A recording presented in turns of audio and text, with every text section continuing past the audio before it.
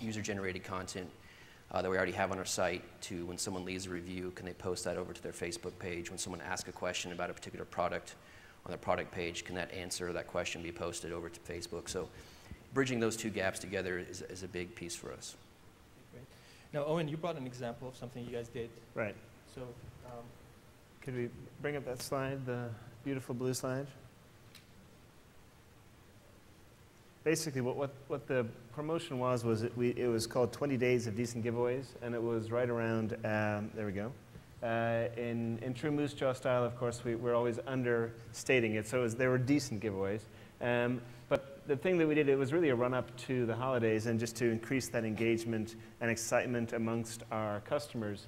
And it was very effective because of the fact that everyone knew that each day we were going to feature a different brand.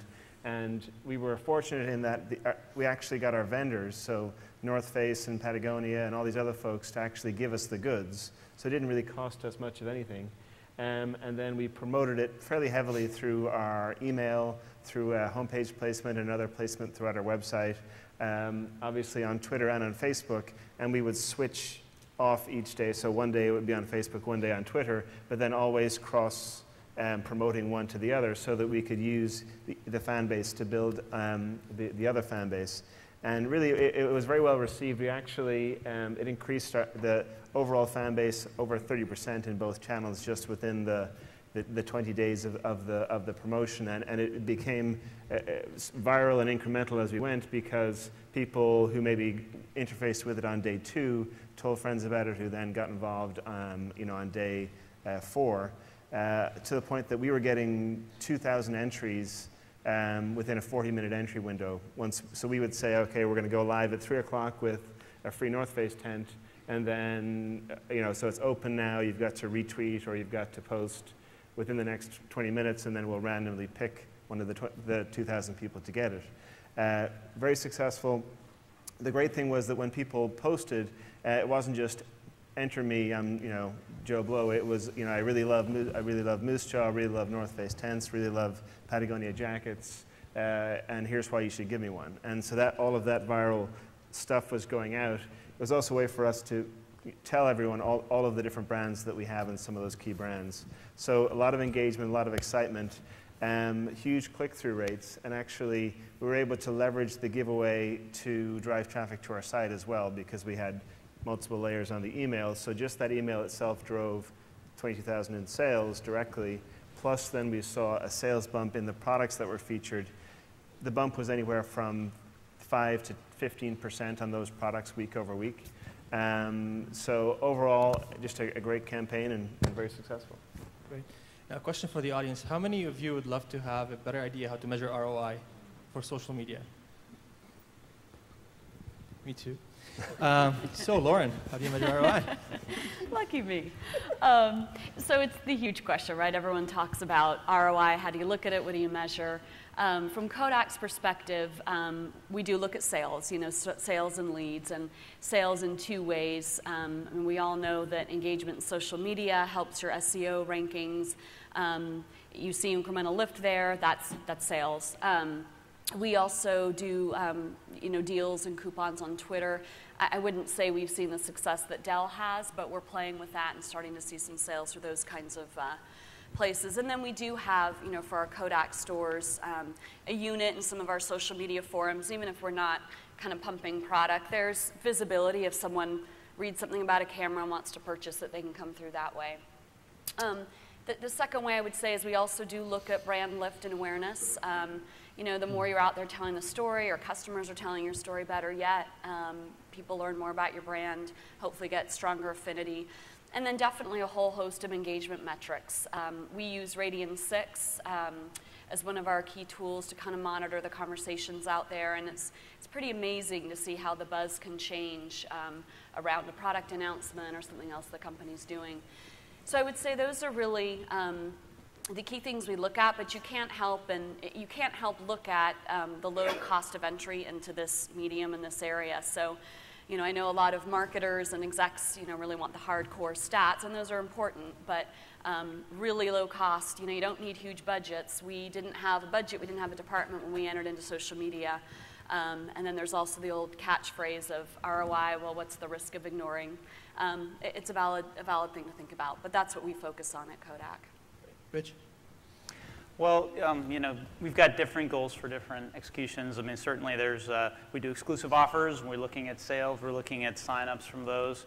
I think going back to engagement, though, as a goal is really where it gets fuzzy, but that's okay, because brand engagement can be fuzzy as long as you can see, you know, lots of likes, you see lots of new fans sign up, you see the reaction on Twitter, you see retweets and things like that. So we're still looking at a broad spectrum of metrics, but as an example of, you know, what I think is a big success for us is really trying to build a campaign, which social is just one component of. You know, it's everyone says, you know, it's not just a channel. It's really another tool in your arsenal, but it's not an end in and of itself. We recently had worked with Hershey on Valentine's Day. It's one of our main partners. I'm sure lots of you bought your chocolate at Walgreens. Thank you. And we're trying to think creatively about what to do with them. And what's up here is a campaign that we just ran, which we called the Share a Kiss. And it was free. People just uploaded a picture of someone they love. We let them load it up through Facebook. It was advertised onto our photo site at walgreens.com.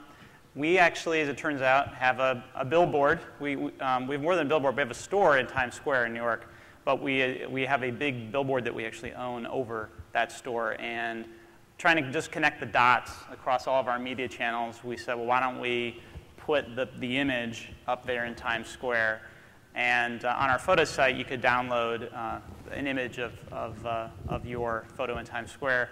And we got you know, lots of great response in terms of new registrations to our photo site and a lot of positive feedback. And actually what's up here was one of the 2 engagements that took place because of this promotion. Or presumably they would have been engaged anyway, but in Times Square, yeah, which was great, you know, which is just really cool. And we are all kind of high-fiving from that. Great. Okay, audience members, do you have any questions for this panel? All right. I'm making my way.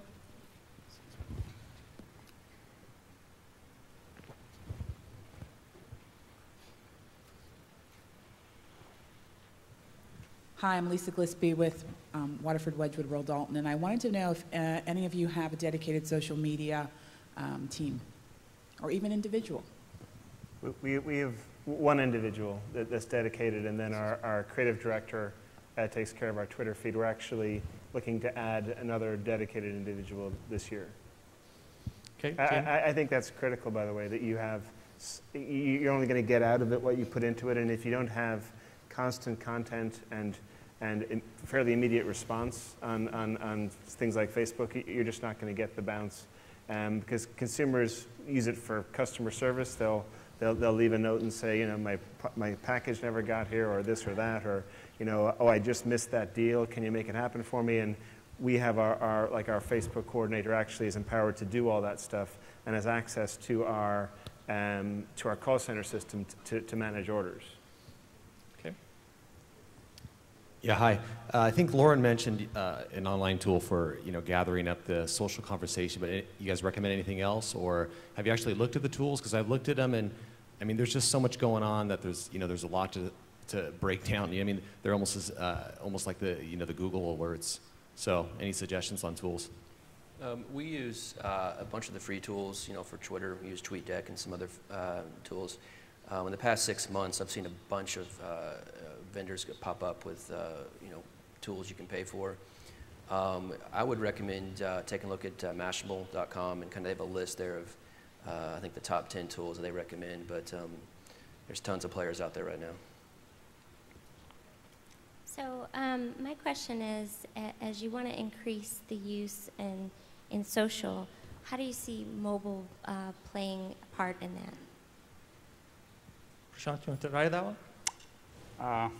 Well, I think the mobile is going to be really about multi-channel.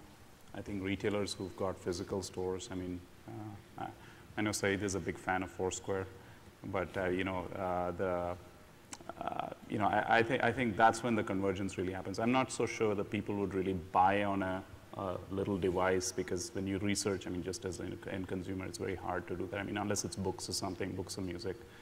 I think going to a physical